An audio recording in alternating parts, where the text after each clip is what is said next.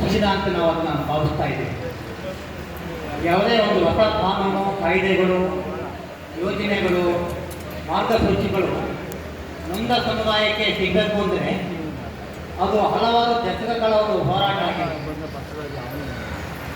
ಆದರೆ ಈ ಆರೈಕೆದಾರ ಒಂದು ದಿನಾಚರಣೆ, ಆರೈಕೆದಾರರ ಹಕ್ಕುಗಳು, ಅವರ ಗುರುತಿಸುವಿಕೆ, ಅವರ ಬೆಂಬಲವನ್ನು ಕೊಡುವಂಥದ್ದು ಒಂದು ಕಾರ್ಯಕ್ರಮ ಸುಮಾರು ವರ್ಷಗಳ ಹೋರಾಟ ಇತ್ತು.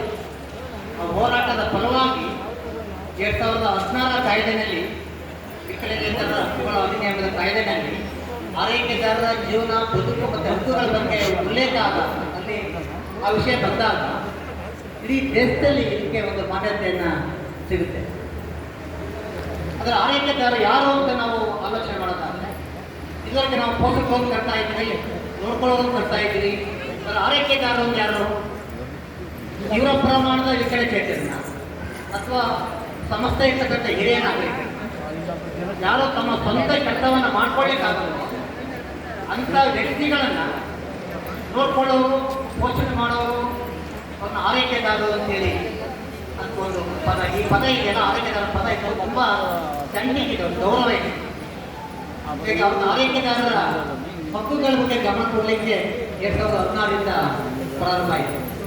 ಆದರೆ 2012ರಲ್ಲಿ ಆ ಟೈಮಲ್ಲಿ ನಾನು ರಾಜ್ಯ ಆಯುಕ್ತನಾಗಿದ್ದೆ. ಆ ಟೈಮಲ್ಲಿ ನಮ್ಮದೇ ರಾಜ್ಯದ ಬೀದರ್ ಜಿಲ್ಲೆಯ ಡಾಕ್ಟರ್ ಅನಿಲ್ ಕೆ ಪಾಟೀಲ್ ಒಂದು ನಮ್ಮನ್ನೆಲ್ಲ ಭೇಟಿ ಮಾಡಿ, ಯಾಕಂದ್ರೆ ಅವೊಂದು ತೀವ್ರ ಪ್ರಮಾಣದ ಡೌನ್ ಸಿಂಡ್ರೋಮ್ ಮಗು ಆಗಿತ್ತು ಅವ್ರಿಗೆ. ಅವ್ರು ನನ್ನೆಲ್ಲ ಮಾತಾಡಿದ್ರು, ಸುಮಾರು ಅವರು ಕನ್ಸಲ್ಟೆನ್ಸಿ ಮಾಡಿದ್ರು. ಈ ಥರ ನನಗೊಂದು ಮಗು ಹುಟ್ಟಿದೆ, ನಾನು ಕೂಡ ಈಗ ಆರೈಕೆದಾರನಾಗಿದ್ದೀನಿ, ಇದಕ್ಕೆ ಒಂದು ಕೆಲಸ ಮಾಡಬೇಕು ನಿಶ್ಚಯ ಮಾಡಿದ್ದೇನೆ, ಅದಕ್ಕೆ ತಮ್ಮ ಅಭಿಪ್ರಾಯ ಏನು ಅಂತ. ನಮಗೂ ಕೂಡ ಅವಾಗ ಅಷ್ಟೊಂದು ತೀವ್ರ ಪ್ರಮಾಣ ಅಂದ್ಕೊಂಡಿಲ್ಲ. ಇದನ್ನು ದಿನೇ ದಿನೇ ಈ ಆರೈಕೆದಾರರ ಪ್ರಮಾಣ ಜಾಸ್ತಿ ಆಗ್ತಾ ಬರ್ತಾ ಇತ್ತು, ಸಮಸ್ಯೆ ಜಾಸ್ತಿ ಆಗ್ತಾ ಇತ್ತು. ಅವಾಗ ನಮಗನ್ನಿಸ್ತು, ಹೌದು ಈ ಆರೈಕೆದಾರರೇ ಕೆಲಸ ಮಾಡಬೇಕು. ಅಂದರೆ ಈ ಕಾಯ್ದೆ ಬಂದ ಮೇಲೆ ಯಾಕೋ ರೂಪರೇಖೆ ಸಿಕ್ತು. ನಾವು ಹಿಂದೆ ಅಂಗವಿಕಲ ನಡೆಯೋ ಕೆಲಸ ಮಾಡುವಾಗ ನಮ್ಮ ಉದ್ದೇಶ ಅಂಗವಿಕಲ ಪುನಶ್ಚೇತನ ಆಗಿತ್ತು.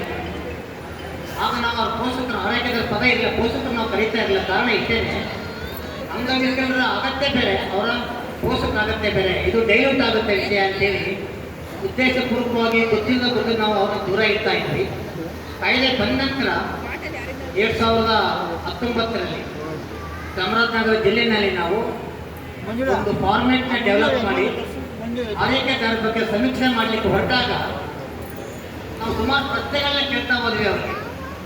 ನೀವು ಹೇಗಿದ್ದೀರಾ, ನಿಮ್ಮ ಜೀವನ ಹೇಗಿದೆ, ನಿಮಗೆ ಬಿಡುವಿದೆಯಾ, ನಿಮ್ಮ ವೈಯಕ್ತಿಕ ಕೆಲಸಗಳು ಸಮಯ ಕೊಡಲಿಕ್ಕೆ ಆಗ್ತಾ ಇದೆಯಾ, ನಿಮ್ಮ ಕಷ್ಟ ಸುಖಗಳೇನು, ನೀವು ಬೇರೆ ಬೇರೆ ಕಾರ್ಯಕ್ರಮಗಳಲ್ಲಿ ಭಾಗವಹಿಸಲಿಕ್ಕೆ ಸಾಧ್ಯವಾಗ್ತಾ ಇದೆಯಾ, ಕೇಳ್ತಾ ಕೇಳ್ತಾ ಅವರಲ್ಲಿ ಕಣ್ಣೀರು ಬಂತು. ನಮಗೂ ಅನ್ನಿಸ್ತು, ಹೌದಲ್ವಾ, ನಮಗೆ ಯಾಕೆ ನಿಮಗೆ ಕಣ್ಣೀರು ಬರ್ತಾ ಇದೆ. ಅವ್ರು ಹೇಳಿದ್ರು, ಸರ್ ಸುಮಾರು 10-15 ವರ್ಷದಿಂದ ನಾವು ಈ ಮಗು ನೋಡ್ಕೊತಾ ಇದ್ದೀವಿ, ಆರೈಕೆ ಮಾಡ್ತಾ ಇದ್ದೀವಿ. ನಮಗೆ ಬಂದವರು ಕೇಳ್ತಾ ಇದ್ರು, ನಿಮ್ಮ ಮಗು ಹೇಗಿದೆ, ಹೆಂಗೆ ನೋಡ್ಕೋತಾ ಇದ್ದೀರಾ ಅಂತ ಕೇಳ್ತಾ ಇದ್ರು. ಅದ್ರ ನೀನು ಹೇಗಿದೆಯಾ, ನಿನ್ನ ಆರೋಗ್ಯ ಹೇಗಿದೆ, ನೀನು ಸಾಮಾಜಿಕ ಕಾರ್ಯಕ್ರಮದಲ್ಲಿ ಭಾಗವಹಿಸಲಿಕ್ಕಾಗಿದೆ, ನಿಮ್ಮ ತೋರ್ ಮೇಲೆ ಎಷ್ಟು ವರ್ಷ ನಾವು ಹೋಗಿದ್ದೀರಾ, ಯಾರಾದರೂ ಸಮಾರಂಭದಲ್ಲಿ ಹೋಗ್ಲಿಕ್ಕಾಗಿದೆ ಅಂತ ಕೇಳಿದಾಗ ನನಗನ್ನಿಸ್ತು, ನಾವು ಇತ್ತೀಚೆಗೆಲ್ಲ ಮರ್ತೇ ಬಿಟ್ಟಿದ್ದೇವೆ, ಜ್ಞಾಪಕ ಇಲ್ಲ ನಮಗೆ. ನೀವು ಬಂದು ಜ್ಞಾಪಕಗಳನ್ನ ಮನಸ್ತಾ ಇದೆ, ನಮಗೊಂದು ಜೀವನ ಇದೆ, ನಮಗೊಂದು ಬದುಕಿದೆ, ನಮಗೊಂದು ಸಮಯ ಇದೆ ಅಂತ ಅನ್ನಿಸ್ತಾ ಇದೆ. ನಮ್ಗೆ ಯಾಕೆ ಕಣ್ಣೀರು ಬರ್ತಾ ಇದೆ ಅಂತಂದರೆ, ಇದುವರೆಗೆ ನೀವು ಕಷ್ಟ ಸುಖ ಅಂತ ಯಾರು ಕೇಳಿಲ್ಲವಲ್ಲ, ಇವತ್ತು ಕೇಳ್ತಾ ಇದ್ದೀರಲ್ಲ, ಕಷ್ಟ